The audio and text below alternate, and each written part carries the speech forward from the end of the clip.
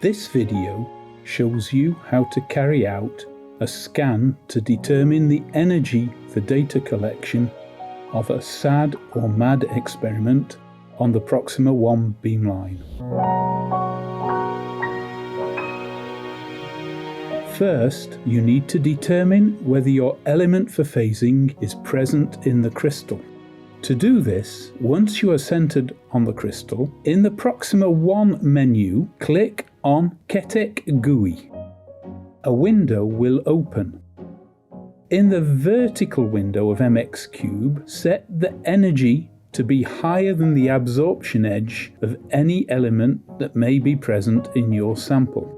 Reduce the X-ray flux by closing the primary slit transmission to 15%.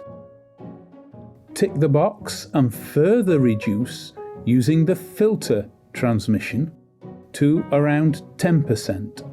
You can see the fluorescent detector being inserted by choosing the head camera in the MXCube interface. Then make a start on the Ketek window. The number of counts per second should be no more than 20,000. Stop the data collection.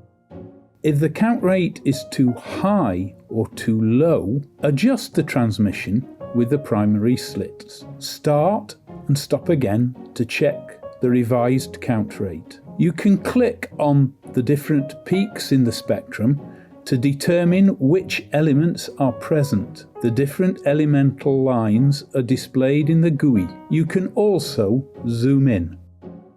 Now that you have the correct attenuation in the main MXCube window, go to the Energy Scan tab and select the element. Fill in the folder and prefix. Then click on Collect Now.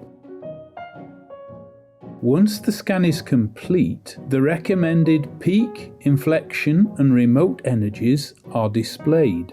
Go to the Standard Collection tab. Don't forget to reset the primary slits transmission to around 50% and return the filter's attenuation to 100% before you start data collection. The energies found are automatically inserted into the Standard Collection tab by ticking the MAD box. The drop-down menu allows you to select the peak, remote or inflection, and the energy value is automatically entered in the energy field.